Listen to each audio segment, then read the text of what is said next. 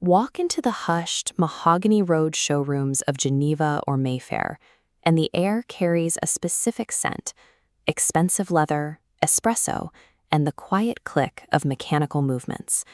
This is where the world's most successful individuals trade 5, 6, or even 7 figures for a timepiece.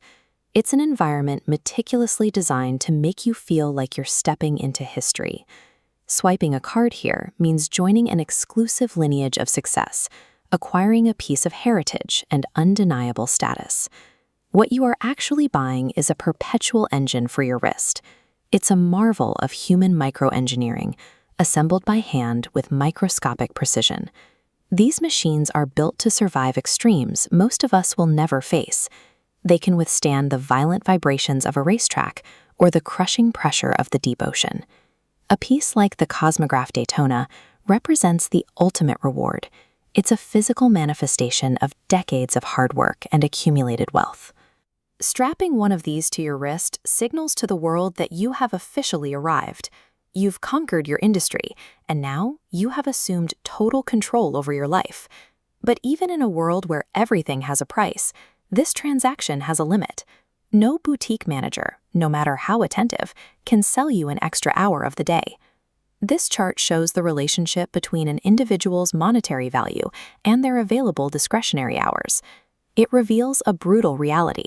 The people who can afford the most precise instruments for tracking time are usually the ones who have the least amount of it. We spend a lifetime chasing the capital to afford a machine that tracks seconds with atomic precision. Yet as our net worth climbs, our actual free time plummets completely to zero. Why does acquiring the ultimate instrument of timekeeping directly correlate with losing control over your own schedule? Psychologists have a term for this phenomenon.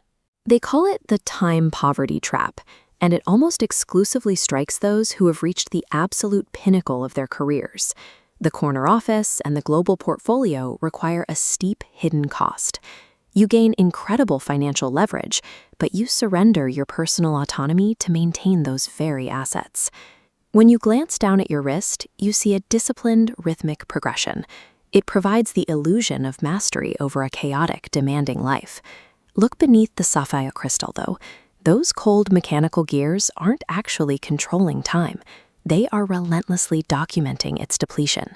Instead of a tool of liberation, the watch becomes a high-end drill sergeant.